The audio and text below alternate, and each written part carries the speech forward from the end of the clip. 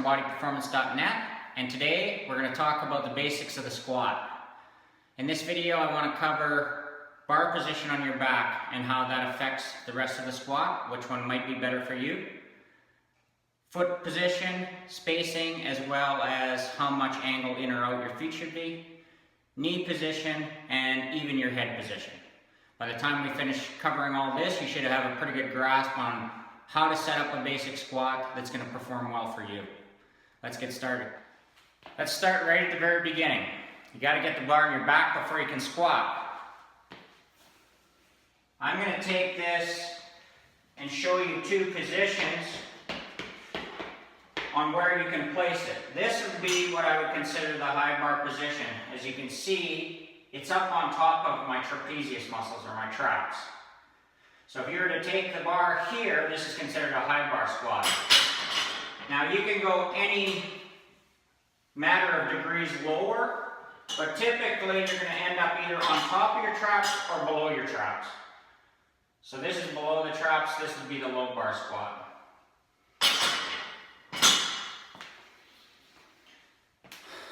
I typically recommend for people to start with the high bar squat position.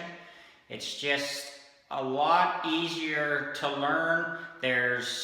The bar sits there more naturally.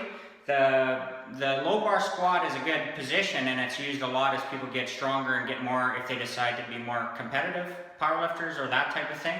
So my opinion, the high bar squat is more useful for the majority of people. So I'd recommend that you start there. For purposes of this video, I'm not going to show anything but the high bar squat.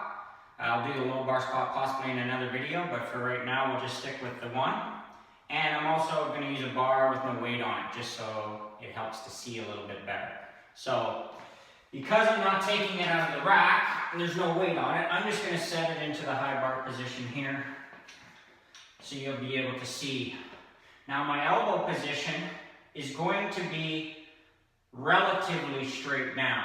You don't want your elbows a lot back like this and your shoulders shrugged up.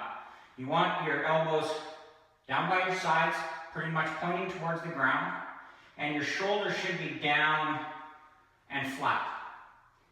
You don't need to make a shelf for most people. Some smaller women, they may bring their arms up slightly to make a little bit of a shelf, but for most people, you'll feel the bar should sit there pretty well. Now from this position, you want to address what your head does.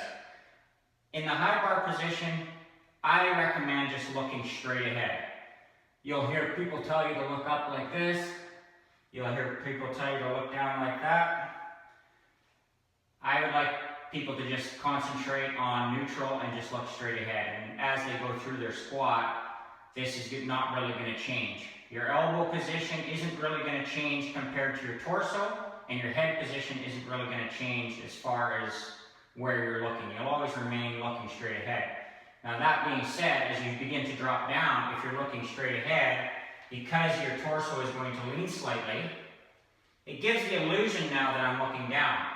But if you watch me, I'm doing it slowly, my head hasn't moved.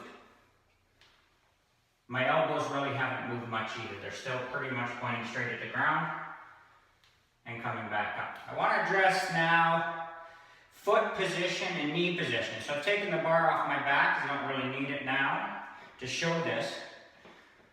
In general, what you're looking for is about a shoulder width wide stance. You don't want to be overly wider, and you don't want to be a lot narrower. You want a good base of support. This is kind of the position that I would call the athletic position, where if you were going to jump, you'd probably be in this stance. And you can actually use that as a guide to kind of find your stance, is actually do a jump and see where you would land. You'll pretty much land in this position. So that's going to be your most powerful, strongest position. So that's a good place to start. Now from here, most people are not going to be super comfortable with their toes pointing straight ahead. If they are, that's totally fine. The majority of the people that I've worked with, a very slight turn out of the toes is helpful to them as they begin the squat. They can get themselves into the right position. Now that we've dealt with the feet let's deal with the knees.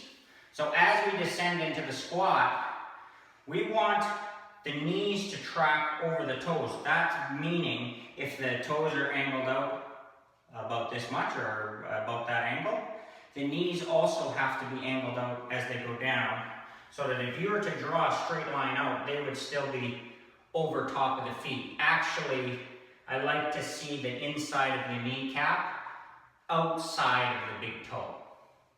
So as you continue down in the bottom position, you'll see that my knees are outside of my big toe. I'm not purposely trying to push them out more.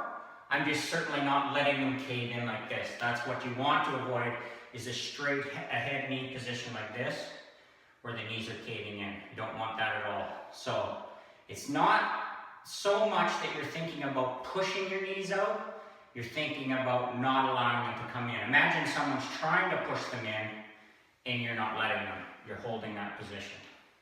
Now we've dealt with what we're going to do with our head. We've dealt with where the bar is going to be on our back. We've dealt with foot spacing, how wide you want it to be, and how much angle you want. And we've also dealt with what you want to do with the knees. Now all that's left is the squat, and that is mostly to do with the hips. So I'm going to put the bar back on my back. Like I said, I'm going to go in the high bar position, so it's sitting on top of my traps. My head is straight. I've taken a shoulder width stance. My toes are very slightly pointed out. Now I'm ready to go. So before I squat, I want to get some air into my stomach so that will support my spine. So before I descend, I take a breath. I hold that breath and I descend into the squat until my hips drop just below my knee joint. So that means the angle of my quads is going to be slightly lower than my knees. This would be a bottom position. And then push to the top from there. Now, if you were to take a lower bar position, it's going to make you have to bend slightly more over. The upper bar position, you're not going to remain completely straight up and down.